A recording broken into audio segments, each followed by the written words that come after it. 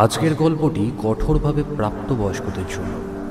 গল্পে বর্ণিত অনেক বর্ণনা বা আবহ আপনার মনকে নাড়া দিতে পারে বা বিপরীত প্রতিক্রিয়াও ফেলতে পারে। গল্পটি আজকের সমাজের জন্য প্রাসঙ্গিক হলেও এই গল্পের প্রেক্ষাপট, চরিত্র সবই লেখকের কল্পনাপ্রসূত। শ্রোতা বন্ধুদের অনুরোধ, গল্পটি উপভোগ করার জন্যই শুনবেন। বাস্তবে কোনো ব্যক্তি বা ঘটনার সাথে মেলাবার চেষ্টা না করাই বাঞ্ছনীয়। ধূমপান এবং মদ্যপান স্বাস্থ্যের জন্য ক্ষতিকারক। Cigarette smoking and consumption of alcohol are injurious to health.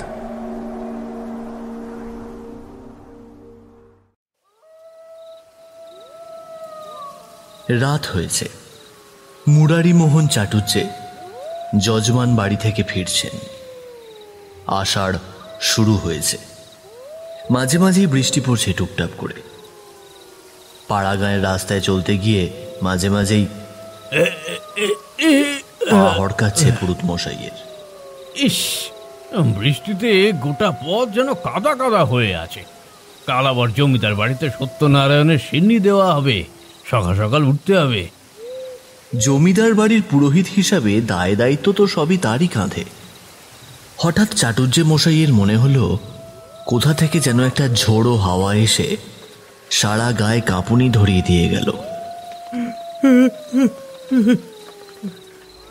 শিউরে উঠে দাঁড়িয়ে পড়লেন ভদ্রলোক। পিছন থেকে কে ঘাড়ে নিঃশ্বাস ফেললো? কেউ তো কোথাও নেই। তাহলে হয়তো আমারই মনের ভুল হবে। এইভাবে আবারও হাঁটতে শুরু করলেন মুরারিমোহন। ভদ্রলোক সবে কিছু দূর এগিয়েছেন, অমনি সেই এক কীর্তি।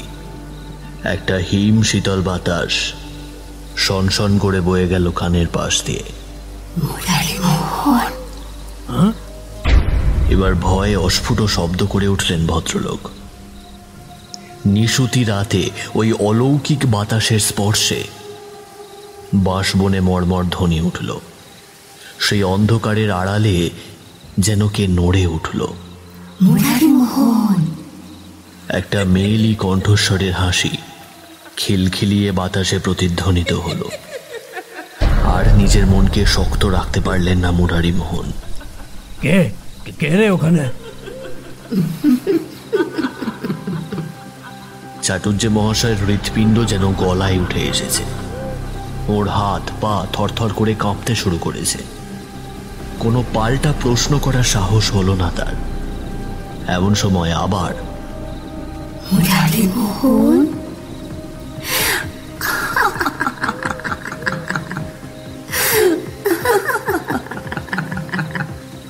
হিম শীতল বাতাসের সাথে ভেসে এলো সেই নারী কণ্ঠের ফিসফিসানি। এবার কণ্ঠস্বরটা একদম কানের কাছে অনুভব করলেন চাটুজ্জে মশাই।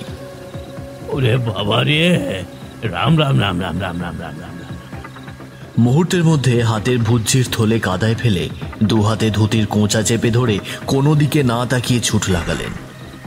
পথে যে তিনি কতবার আছাড় খেলেন তারই হত্যা নেই।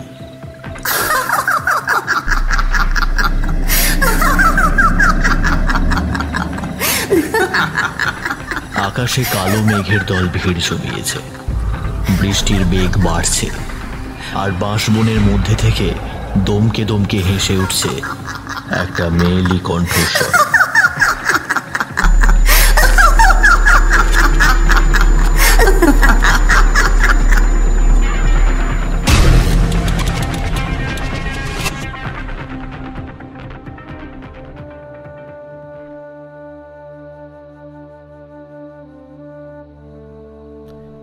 অনেক সময় শুধুমাত্র ভয় বা পাপ হবে এই ভয়ে নারীরা নিজেদের উৎসর্গ করে দেয় নানান অযৌক্তিক কুসংস্কার বা প্রথার হাতে।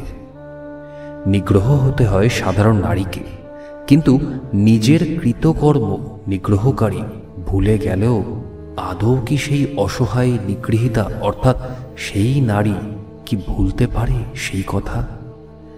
নিজের হীন মানসিকতাকে ধর্ম ও কুসংস্কারের মোড়কে আবৃত করে করা পাপের শাস্তি ঠিক কালচক্রে আবর্তিত হতে হতে ফিরে আসে এই জীবনে।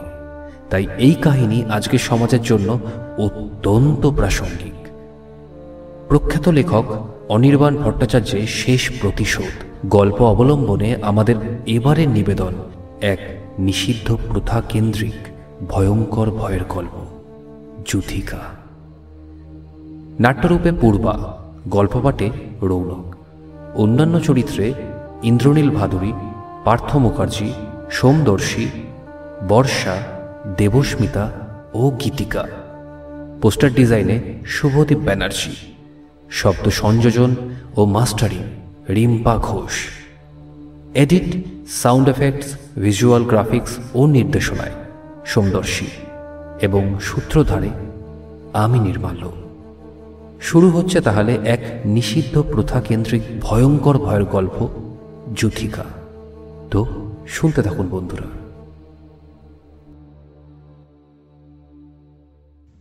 কেমন আছো বাবা? হ্যাঁ, তা ঠিকই আছি। তুমি কেমন আছো? আরে আবার প্রণাম করার কি আছে, ভালো থেকো। খবরের কাগজটা নামিয়ে রেখে ছেলের মাথায় হাত রেখে আশীর্বাদ করেন অনন্ত চট্টোপাধ্যায়। আমি ভালো আছি। আর তুমি সেই প্রাচীনপন্থী রয়ে গেলে বলো। আমাকে আমাকে তুমি বলাটা আর ছাড়তে পারলে না। তা একটু প্রাচীনপন্থী হওয়া ভালো। মনে রাখবে, তোমার বাবাকে এই অঞ্চলের লোকজন রীতিমতো সমীহ করে চলে। আমাদের পূর্বপুরুষ শ্রী মুরারিমোহন চট্টোপাধ্যায় এই গ্রামে প্রথম পুরোহিত ছিলেন। সেই সময় থেকে আমাদের বংশের স্থান এই গ্রামের লোকেদের চোখে অনেক উঁচুতে, একথা ভুলে যেও না। অনন্ত চট্টোপাধ্যায় চাটুর্যেরা জাতে বামুন হলেও বেশ বিত্তশালী ছিলেন। যে সময় মুরারিমোহন চট্টোপাধ্যায় এই গ্রামে পা রেখেছিলেন, সেই সময় এই তল্লাটে দ্বিতীয় কোনো পুরুত ছিল না। ফলে মুরারিমোহন যা বলতেন তাই এখানকার লোকেরা বেদবাক্য বলে মনে করত। এই অঞ্চলের জমিদার শ্রী হর্ষবর্ধন রায়ের তত্ত্বাবধানে মুরারিমোহন রীতিমতো জাঁকিয়ে বসেছিলেন। মন্দিরের পুরোহিত তিনি। তাছাড়া এই চত্বরে যত বিয়ে, শ্রাদ্ধ, উপনয়নের অনুষ্ঠান হতো কিংবা কোনো রকম ধার্মিক বা আধ্যাত্মিক ক্রিয়াকলাপ হতো, তার পৌরোহিত্যের দায়িত্ব ছিল মুরারিমোহনের ওপর। ভদ্রলোক বেজায় চতুর ছিলেন। কুড়িয়ে বাড়িয়ে যা করে গিয়েছিলেন তাতেই 3 পুরুষ বসে খেতে পারে। তবে তার সন্তানেরাও কম ছিলেন না। মুরারিমোহনের পুত্র রাধামোহন এবং তস্যপুত্র অনন্তমোহন, অর্থাৎ আমাদের অনন্ত চাটুর্যে, বাপের জমিয়ে রাখা ধনকে চতুর্গুণ করেছেন। আজ এ অঞ্চলে জমিদারের অবস্থা তেমন ভালো নয়, কিন্তু এক সময় যে পরিবার ভবঘুরে পুরোহিতের বেশে এই গ্রামে এসে হাজির হয়েছিল, তারা বহাল তবিয়তে রয়েছে। অনন্ত চাটুর্যের কথাগুলো শুনে একবার ঢোক গিলে সুব্রত মুখ খুলল। মানে বলছি, ওটিকে? সুব্রতর কথা শেষ হওয়ার আগে অনন্তমোহন ছেলের পিছনে দাঁড়িয়ে থাকা আধুনিকা মেয়েটির উদ্দেশ্যে প্রশ্নটা ছুঁড়ে দেন। মেয়েটির বয়স বেশি নয়, বড়জোর সুব্রতর মতোই হবে। মানে বাবা, ওর নাম জুঁই। ও আমার সহপাঠী। সহপাঠী? তা এর আগে তো তোমার কোনো সহপাঠী বাড়ি আসেনি, আর সেই নিয়মের অন্যথা হলো কিভাবে? না মানে বাবা, আসলে ওই তখন থেকে কি এই লাগিয়ে রেখেছো? যা বলার স্পষ্টভাবে বলো। আগে বাবা, ওর আরো একটা পরিচয় আছে। আমরা দুজনকে ভালোবাসি এবং বিয়ে করতে চাই। অনন্তমোহন চুপ করে ছেলের মুখের দিকে তাকালেন। তারপর জুঁইয়ের দিকে তাকিয়ে বললেন, এদিকে এসো। আমার প্রণাম নেবেন। জুঁই গুটি গুটি পায়ে এগিয়ে এসে হবু শ্বশুরের পায়ে হাত রাখে। পায়ের ধুলো মাথায় নিয়ে উঠে দাঁড়ায় সে। বাড়িতে কে কে আছে? আগে বাবা, ও অনাথ। বাড়ি কোথায়? আগে আঙ্কেল, আমার মামার বাড়ি চন্দননগর। আমি সেখানেই বড় হয়েছি। বটে। সুব্রত প্রমাদ গুনতে শুরু করে। সম্পর্কের শুরু থেকেই এই দিনটার জন্য মনে মনে ভয় পেত সে। তবে কথায় বলে ভালোবাসা অন্ধ, তাই ভালোবাসার সময় অত হিসেব নিকেশ করা যায় না। কলেজে থাকতে থাকতেই জুঁইয়ের সাথে যখন তার সম্পর্ক হয় তখন থেকেই সে জানত নিজের বাড়িতে জুঁইয়ের কথাটা বলা সহজ হবে না। নিজের বাপকে সে ভালো মতোই চেনে, ভদ্রলোক যে কি মারাত্মক রকমের গোঁড়া তাও ভালো করেই জানে। এমন একটা মানুষ যে এই সম্পর্ককে চট করে মেনে নেবে না সেটাই স্বাভাবিক। প্রথমত অনন্তমোহন প্রেম বিবাহের বিপক্ষে। পাড়া প্রতিবেশী এবং আত্মীয় স্বজনদের যে সমস্ত ছেলেমেয়েরা প্রেম বিবাহ করেছেন তাদের তিনি দু চোখে দেখতে পারেন না।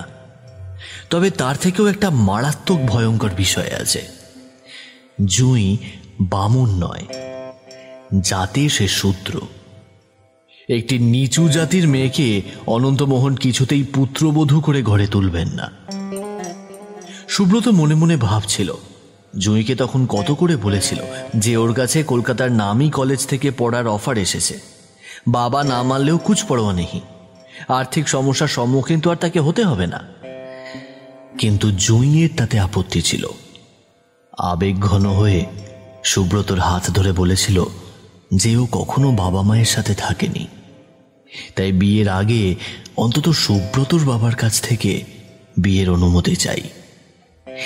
ইচ্ছা একটাই, বাবা মা না হোক অন্তত শ্বশুরের সাথে তো সংসার করতে পারবে। বাবার কঠিন ও রুক্ষ মুখ দেখে সুব্রতর মনকে একটা অজানা ভয় গ্রাস করে বসল। এবার এবার বাবা নির্ঘাত জুঁইকে ভীষণ অপমান করবেন। মেয়েদের গায়ে হাত না তুললেও এই বেয়াদবির জন্য বাবা আমার গালি না নাও ঠেলা সামলাবো। হে ভগবান, প্লিজ প্লিজ বাঁচিয়ে নাও। বাবা যখন জানবে জুঁই। কি রে দাদা, কিছু বল। হঠাৎ কথাটা শুনে চমক ভাঙল সুব্রতর। বারান্দার এক কোণে তাকিয়ে সে দেখল তার বিধবা পিসি সেখানে এসে দাঁড়িয়েছে। তিনিও অনন্তমোহনের সিদ্ধান্তের অপেক্ষায় রয়েছেন। সারা জীবন রাগী দাদার মুখের ওপর একটাও কথা বলেননি ভদ্রমহিলা। কে জানে, দাদা হয়তো দরজা থেকেই ছেলে এবং ছেলের হবু বউকে ফেরত পাঠিয়ে দিলেন। তোমার পুরো নাম? আমার নাম জুঁই দাস। শূদ্র? সুব্রত, এসব কি শুনছি? তছনছ করে দিচ্ছে।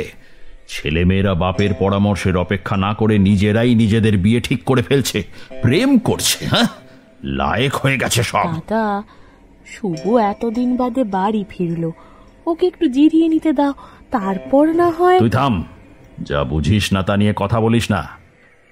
দেখো মেয়ে, আমি কিন্তু সেকেলে লোক। এ বাড়িতে বিয়ে করলে অনেক নিয়ম কানুন মানতে হবে। তখন যেন বলো না আমি তোমায় সাবধান করিনি। আমরা চাটুর্যেরা 3 পুরুষ ধরে এই গ্রামের পুরোহিত। গ্রামের মানুষদের পাপ পুণ্য বিচার করে প্রায়শ্চিত্তের বিধান দিই। আমার বাড়িতেই যদি নিয়ম কানুনের অন্যথা হয় তবে লোকে কি বলবে? তাই এখনই ভালো করে ভেবে দেখো, যদি আমাদের পরিবারের আদব কায়দা মানতে তোমার অসুবিধা হয় তাহলে কিন্তু। আপনি চিন্তা করবেন না আঙ্কেল, আমি আপনাদের পরিবারের সমস্ত রীতিনীতি মেনে চলব। কেবল আমাদের সম্পর্কটা ভেঙে দিতে বলবেন না। আরে, কথাগুলো বলতে বলতে আবেগে জুঁইয়ের চোখের কোণটা ভেসে উঠল। সেই দেখে সুব্রতর পিসি ছুটে এসে জুঁইকে জড়িয়ে ধরলেন। অনন্তমোহন অবশ্য সেই দিকে ভ্রুক্ষেপ করলেন না। তিনি নিজের আসন থেকে উঠে দাঁড়িয়ে পকেট থেকে সিগারেটের বাক্সটা বের করে একটা সিগারেট মুখে রাখলেন। তারপর সেটায় অগ্নিসংযোগ করে বললেন,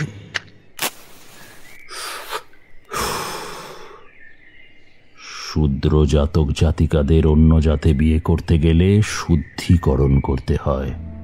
তোমাকেও তাই করতে হবে। শুদ্ধিকরণ করতে পারলে ভালো, না হলে দরজা খোলাই রয়েছে।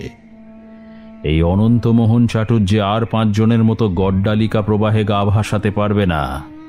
যা নিয়ম তা সকলকে মানতে হবে, অন্যথায় এ বাড়ির দরজা সকলের জন্যই খোলা রয়েছে। তোর কি মাথা খারাপ হয়ে গেছে দাদা?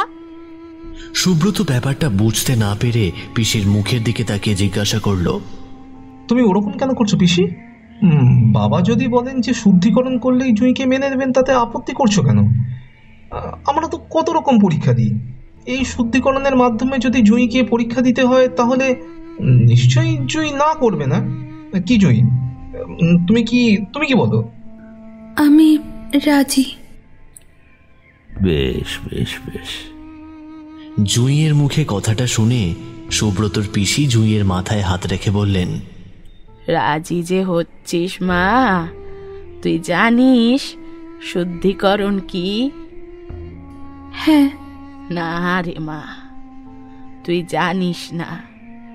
প্রাচীন ব্রাহ্মণ পুরোহিতদের তৈরি করা এই রীতি যে বড় ভয়ানক।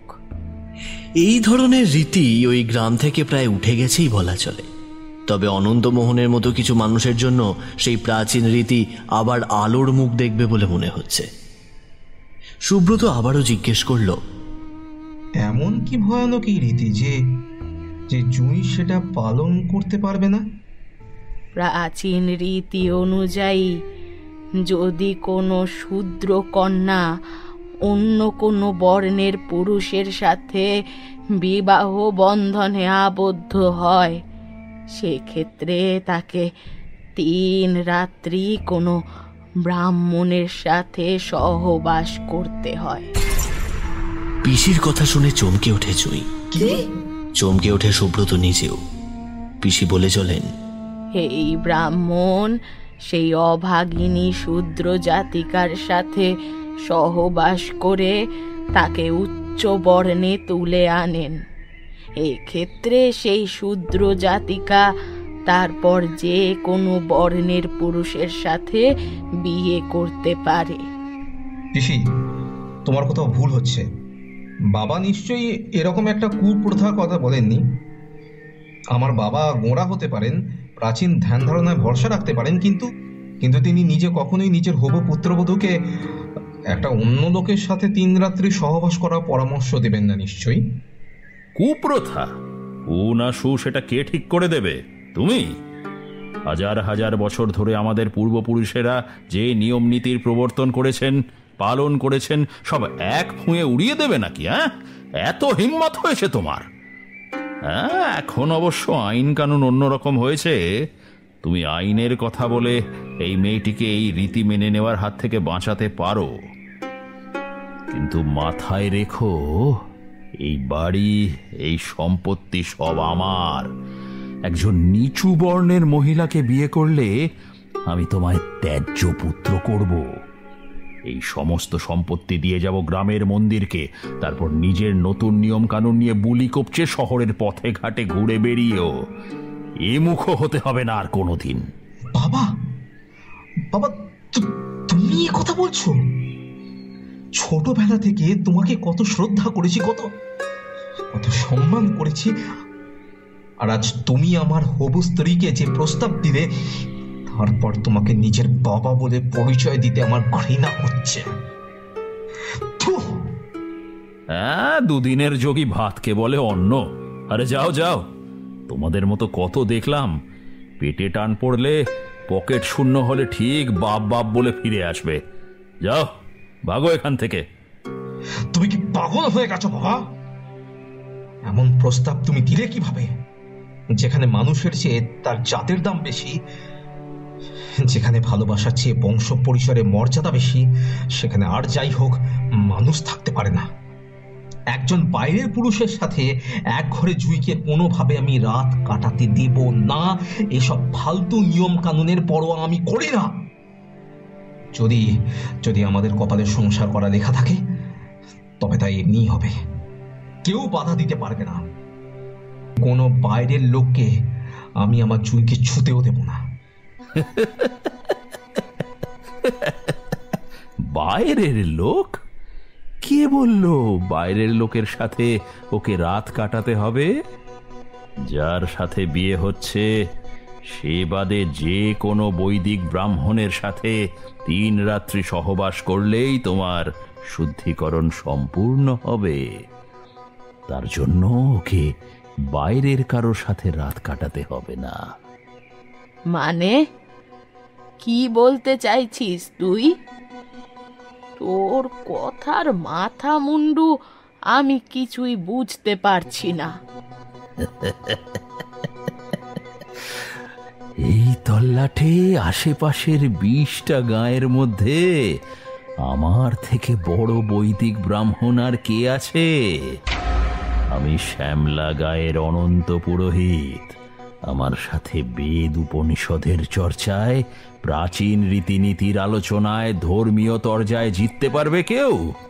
কাজেই জুঁইকে যদি সহবাস করতেই হয় তবে আমার সাথেই করবে। এর জন্য বাইরের কোনো পুরুষের প্রয়োজন নেই। আমি নিজেই ওর শুদ্ধিকরণ করব।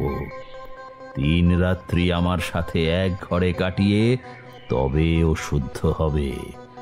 তারপর তোর সাথে ওর ধুমধাম করে বিয়ে দেব। বাড়ির খবর বাড়ির ভিতরেই থাকবে, বাইরের কেউ জানবে না। তোর যে অসম্মানের ভয় সেটাও হবে না আশা করি। সব কি বলছো তুমি? তুমি এমন একটা প্রস্তাব দিতে পারো তা কোনোদিন স্বপ্নেও আমি ভাবিনি। তুমি মানুষ?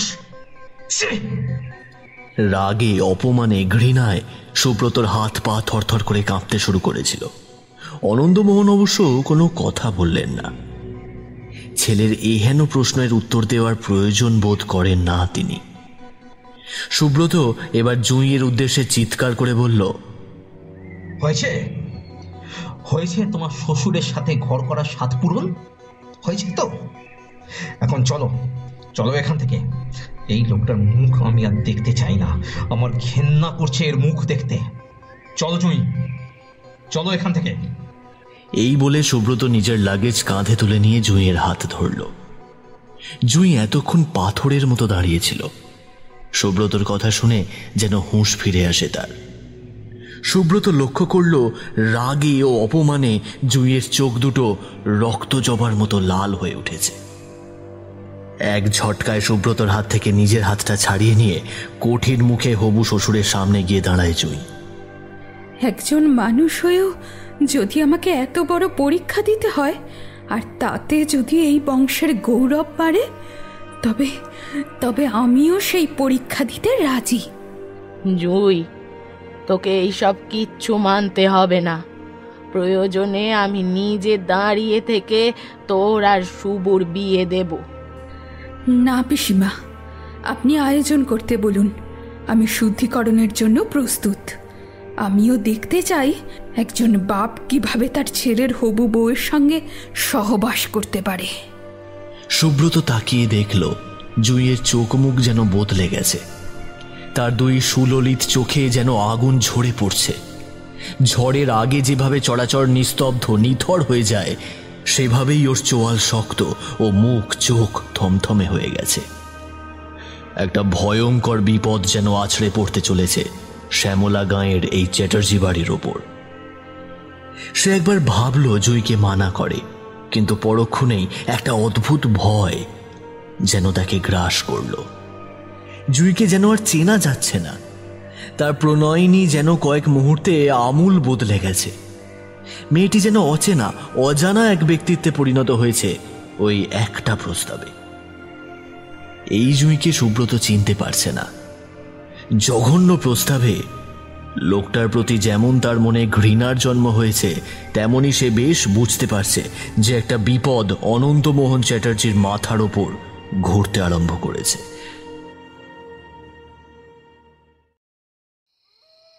রাত হয়েছে।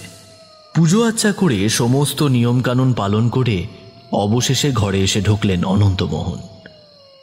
জুঁইকে সাজিয়ে গুজিয়ে আগেই সেই ঘরে নিয়ে গিয়েছিলেন সুব্রতর পিসি। তিনি এই অনাসৃষ্টি কিছুতেই নিজের চোখে দেখতে পারবেন না। এত বছর ধরে দাদার অনুগ্রহে এ বাড়িতে থেকেও আজ এই কুপ্রস্তাবের বিরুদ্ধে সর্বসমক্ষে নিন্দা না জানিয়ে তিনি পারেননি। ভদ্রমহিলা জুঁইকে অনেকবার বারণ করেছেন এ কাজ করতে, কিন্তু জুঁইয়ের অমন একরোখা মনোভাব দেখে বেশ অবাক হয়েছিলেন তিনি। বেশ কয়েকবার বারণ করা সত্ত্বেও যখন মেয়েটা অনড় হয়ে রইল, তখন আর তিনি কথা বাড়াননি। ওকে দাদার ঘরে বসিয়ে দিয়ে চলে গিয়েছিলেন দোতলার চিলেকোঠার ঘরটাতে। সেখানেই থাকেন উনি। সুব্রত আজ এই বাড়িতে থাকতে রাজি হয়নি। অনেকবার বারণ করা সত্ত্বেও যখন জুঁই এই শুদ্ধিকরণের পদ্ধতিতে অংশগ্রহণ করায় ক্ষান্ত দেয়নি, তখন বিরক্ত হয়ে সে গ্রামে এক বন্ধুর বাড়ি চলে গেছে। আগামী 3 দিন ও 3 রাত সেখানেই কাটাবে সুব্রত। এভাবে এই অধর্ম সে সহ্য করতে পারবে না। নিজের বাপের মুখের দিকে দেখলেও তার গা জ্বালা জ্বালা করছে। সে বেশ বুঝতে পারছে বেশিক্ষণ এই বাড়িতে থাকলে ও নিজেই হয়তো নিজের বাবার খুন করে বসবে। তাই মালপত্র নিয়ে বিকেল বিকেল বন্ধুর বাড়ি চলে গেছে সুব্রত। ঘরে ঢুকে ভিতর থেকে দরজাটা বন্ধ করে দিলেন অনন্তমোহন চাটুর্যে। তারপর পানের বাটা থেকে একটা সাজানো পান মুখে তুলে দিলেন ভদ্রলোক। চিবোতে চিবোতে খাটে এসে বসলেন। খাটের এক কোণে তখন নববধূর মতো সাজে সেজে রয়েছে জুঁই। সকালবেলায় নিজের অজান্তেই একটা অদ্ভুত প্রস্তাবে রাজি হয়েছে সে। অনন্তমোহন খাটের গায়ে শরীরটা এলিয়ে দিয়ে পা দুটো টান টান করে দিলেন। তারপর পান চিবোতে চিবোতে বললেন, একটু পাটা টিপে দাও দেখি। জুঁই এক চুলও নড়ল না। ভদ্রলোক আবার বললেন, কে মেয়ে, শুনতে পাও না? কানে খাটো নাকি? বলছি এদিকে এসো, পাটা টিপে দাও। জুঁই পিসি শাশুড়ির পরিয়ে দেওয়া ভারী শাড়ি নিয়ে হবু শ্বশুরের পায়ের সামনে এসে বসল। নিচু হয়ে পা টিপতে আরম্ভ করল সে। ঘরের ভেতর ছোট্ট নীল নাইট ল্যাম্প চলছে। অনন্ত চাটুর্যে বললেন, খুব রাগ করেছ বুঝি? আরে এত রাগ করলে চলে? তোমরা তো আজকালকার মেয়ে। বিয়ের আগে কতজনের সাথে কত রকমের সম্পর্ক থাকে তোমাদের। প্রাচীনকাল হলে না হয় তবু বুঝতাম যে রাগের একটা কারণ আছে। এখন শুধু শুধু এসব। যাই হোক, শোনো, রাগ করো না। প্রাচীন নিয়ম মানা ছাড়া গতি নেই। তাছাড়া একই পরিবারের 2 পুরুষকে বিছানায় সুখ দেওয়ার, নিজের আঁচলে বেঁধে রাখার ক্ষমতা কজন নারীর থাকে বলো? সে সুযোগ কজন পায়? হ্যাঁ, মানছি আমার বয়স হয়েছে। আমি আর আমার ছেলের মতো তোমাকে খুশি করতে পারবো না, তবে যেটুকু দিতে পারবো সেটাই বা কম কি? হ্যাঁ,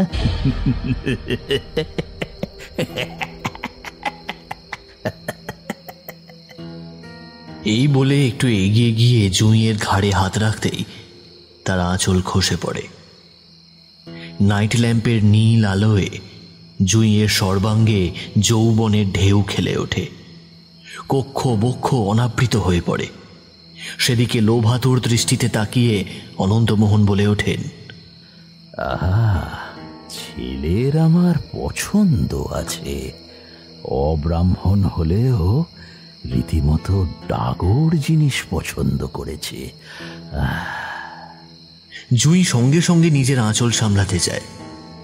আহা, যা খসে পড়েছে তা আবার তুলে রাখার কি হয়েছে? অমন জিনিস কেউ ঢেকে রাখে? একটা কথা বলি, শোনো, এই 3 রাত্রির তো আমার সাথে থাকবেই, কিন্তু এর পরেও সপ্তাহে অন্তত 1টি দিন আমাকে সেবা করো। শুভুর মা মারা গেছে অনেক বছর হলো। শরীরটা উপোস করতে করতে হাঁপিয়ে উঠেছে। চিন্তা নেই, আমি তোমাকে বেশি কষ্ট দেব না। আর আমার ছেলে শহরে চলে গেলেও তুমি কিন্তু এখানেই থেকো। তোমাকে আমার বেশ পছন্দ হয়েছে। কথাগুলো বলে জুঁইয়ের হাতটা ধরে চোখ টিপে ঠোঁটের কোণবে গড়িয়ে পড়া পানের রস হাতের পিঠে মুছে নিলেন অনন্তমোহন। জুঁই এতক্ষণ যেন একটা ঘোরের মধ্যে ছিল। লোকটার নোংরা হাতের স্পর্শে যেন সেই ঘোর কাটল তার। লোকটার হাত ছাড়িয়ে হঠাৎ উঠে বিছানা থেকে নেমে দৌড়ে এগিয়ে যায় দরজার দিকে। সে কিছুতেই সে বুঝতে পারে না এই ঘরে সে এলো কিভাবে। দরজার ছিটকিনিতে সবে হাত দিয়েছিল জুঁই, এমন সময় পিছন থেকে বুড়ো বাঘের মতো তার উপর হামলে পড়েন অনন্তমোহন। তার রুক্ষ হাত দিয়ে জুঁইয়ের শরীরের নরম মখমলের মতন ত্বক পিষতে পিষতে তিনি বলেন, কোথায় যাচ্ছ মামনি? এই ঘর থেকে এত সহজে তো নিষ্কৃতি পাবে না। জেদ দেখিয়ে নিজেই শুদ্ধিকরণে রাজি হয়েছ। শুদ্ধ না করে নিজের খেলা না দেখিয়ে আমি তো তোমায় ছাড়ছি না। এসো এসো, জেদ করো না। জেদাজিদি করে লাভ নেই। আমার খাটে তোমায় উঠতেই হবে।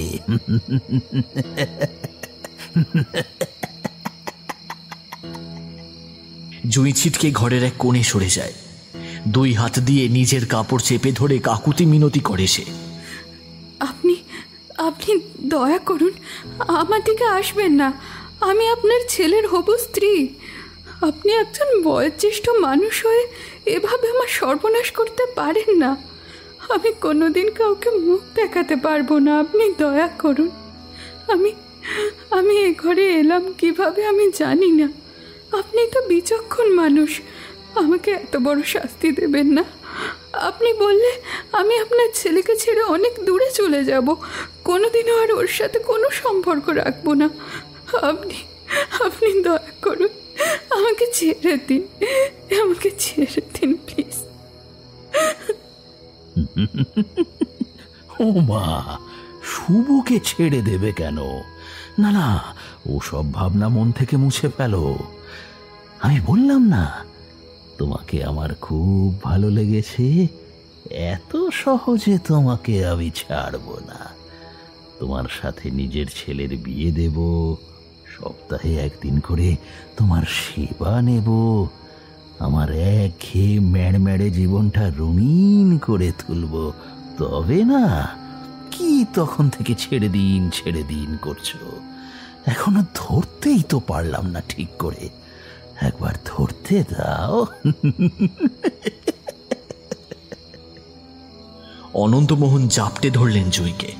ঘরের কোণে টিপয়ের ওপর একটা ধাতব ফুলদানি রাখা ছিল। ধস্তাধস্তিতে সেই ফুলদানি মাটিতে পড়ে প্রচণ্ড শব্দ সৃষ্টি করে। অনন্ত চাটুর্যে ছিটকে সরে আসেন। নাইট ল্যাম্পের আলোয় গড়িয়ে যাওয়া ফুলদানির দিকে তাকিয়ে তিনি বলেন, দেখলে তো, ভাগ্যিস ওটা পিতলের। কাঁচের হলে এক্ষুনি ভেঙে খান খান হতো। এত জোরে কেউ ঠেলা দেয়? বলে জুঁইয়ের দিকে তাকালেন তিনি। আর সঙ্গে সঙ্গে অনন্তমোহনের সর্বাঙ্গ দিয়ে যেন হিম স্রোত বয়ে গেল।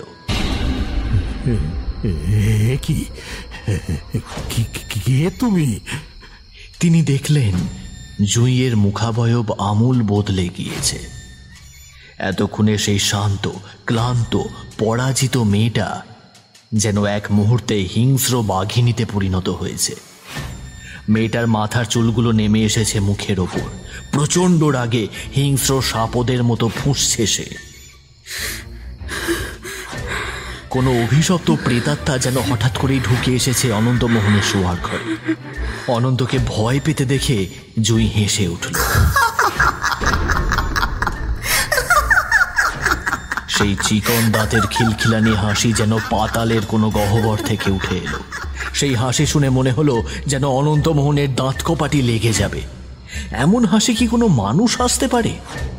কোনো অলৌকিক প্রেতাত্মার প্রতিহিংসা চরিতার্থের ঠিক আগের মুহূর্তে এমন ধরনের হাসি শোনা যায়। জুঁই বলল,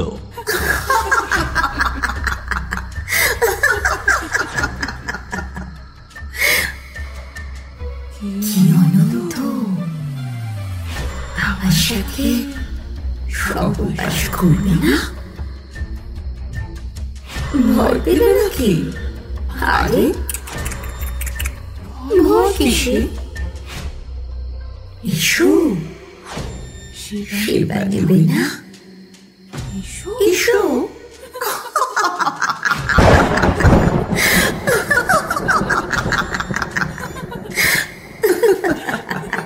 বাইরে ঠিক এমন সময় বজ্রপাত হলো। জানলাগুলো খোলাই ছিল। সেই বজ্রপাতের আলোয় অনন্তমোহন দেখলেন জুঁইয়ের দুই চোখ রক্তাভ হয়ে উঠেছে। এক অসম্ভব হিংস্রতা, এক প্রবল ক্রূরতা যেন বাসা বেঁধেছে তার ওই দুই চোখে।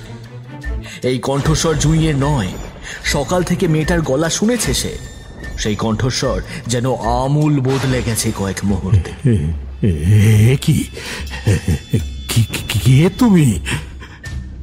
খুব শখ না? খুব শখ?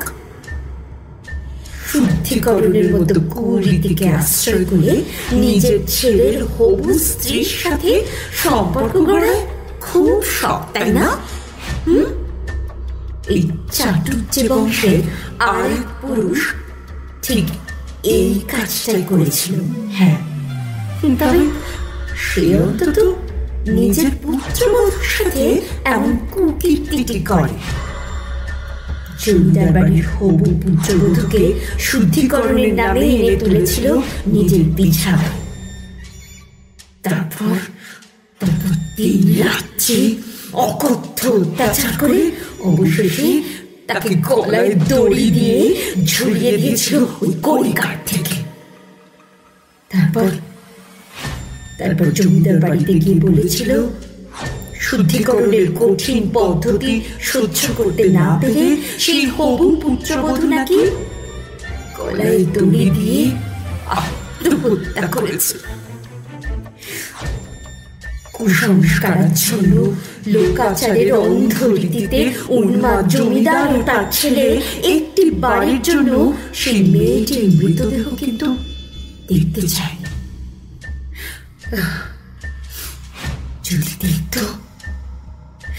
যদি দেখতো তাহলে বুঝতে পারতো যে মেয়েটির শরীরে অত্যাচারের কত ক্ষত চিহ্ন দগদগে হয়ে রয়েছে। যদি একটিবার মৃতদেহের উপর থেকে কাপড়টা সরাতো তাহলে তারা দেখতে পেত সেই মুরারিমোহন 3 রাত্রি ধরে কত অত্যাচার করেছিল মেয়েটিকে। ব্রাহ্মণের বেশে সাক্ষাৎ নরপিশাচ ছিল সে। মেয়েটির আত্মা কিন্তু কোনদিন শান্তি পায়নি। সৎকার হয়েছিল ঠিকই, আগুনে মেয়েটির শরীর জ্বলে ছাই হয়ে গেলেও তার আত্মা অতৃপ্ত হয়ে ঘুরে বেড়াতো এই শ্যামলা গাঁয়ের আনাচে কানাচে। সেই অতৃপ্ত আত্মার অভিশাপে জমিদার বংশ তো আজ পথের ভিখি। সব শেষ হয়ে গেছে তাদের। অনন্তমোহন খুব ছোটবেলায় মায়ের মুখে এই গল্প শুনেছিলেন। তবে এই গল্প যে গাঁয়ের সকলে জানে না সে কথা বলাই বাহুল্য। না হলে প্রজন্মের পর প্রজন্ম গাঁয়ের লোকেরা তাদের মাথায় করে রাখত না। অতএব এই মেয়েটি যে কিভাবে এই খবর পেল তা কিছুতেই তার মাথায় ঢুকছিল না। তিনি ভয়ার্ত কণ্ঠে জিজ্ঞাসা করলেন, কে তুমি? সব কথা জানলে কিভাবে? এই সব গল্প তো তোমার জানার কথা নয়। তুমি কে? আর তোমার গলাটা এমন শোনাচ্ছে কেন? তোমার গলা তো এমন নয়। কে তুমি? নারী মূর্তি অট্ট হাসিতে ফেটে পড়ল। বাইরে মুহুর্মুহু বজ্রপাত হচ্ছে, মুষলধারে বৃষ্টি নেমেছে। সেই বজ্রপাত, মেঘ গর্জন এবং বৃষ্টির শব্দ ছাপিয়ে ওই নারীর অট্টহাসি যেন অনন্তমোহনের বুকের ভিতর গিয়ে বিঁধছে। হাসতে হাসতে নারী মূর্তি ধীরে ধীরে শূন্যে ভেসে উঠল। তার বুকের আঁচল খসে পড়েছে। একে একে অবয়বের সারা শরীর থেকে খসে পড়ল সমস্ত আবরণ।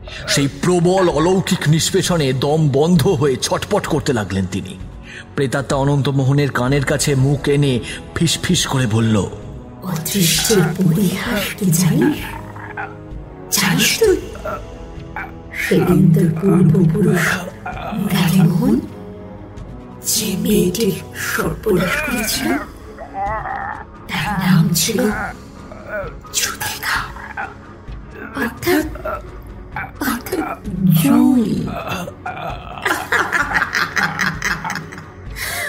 অনন্তমোহন ভয়ে শিউরে উঠলেন।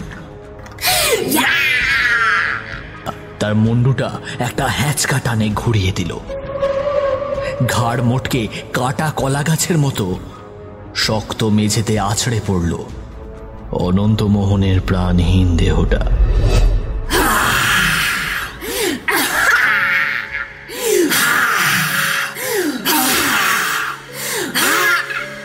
নারী কণ্ঠে সেই প্রবল আর্তনাদে কেঁপে উঠল গোটা চাটুজ্জে বাড়ি। চিলেকোঠার ঘরে বসে সুব্রতর পিসি চোখের জল ফেলছিলেন। একতলা থেকে ওই প্রবল আর্তনাদ শুনে তিনি চমকে উঠলেন। দৌড়াতে দৌড়াতে নেমে এলেন সিঁড়ি বেয়ে। দাদার ঘরের সামনে এসে দরজা ধাক্কাতে শুরু করেন তিনি। ঘরের ভেতর এখন অসীম নীরবতা বিরাজ করছে। অনেক ধাক্কাধাক্কি সত্ত্বেও কেউ যখন দরজা খুলল না, তখন বাড়ির চাকর হরিপদকে দিয়ে দরজা ভেঙে ভেতরে ঢুকলেন পিসি। তিনি দেখলেন দরজার কাছে তার দাদার প্রাণহীন মৃতদেহটা পড়ে রয়েছে, আর ঘরের আর এক প্রান্তে সম্পূর্ণ নগ্ন জুঁইয়ের দেহ শোয়ানো রয়েছে। তিনি জুঁইয়ের কাছে গিয়ে দেখলেন মেয়েটার মুখে এক প্রশান্তির হাসি, যেন শান্তির ঘুম ঘুমাচ্ছে মেয়েটা।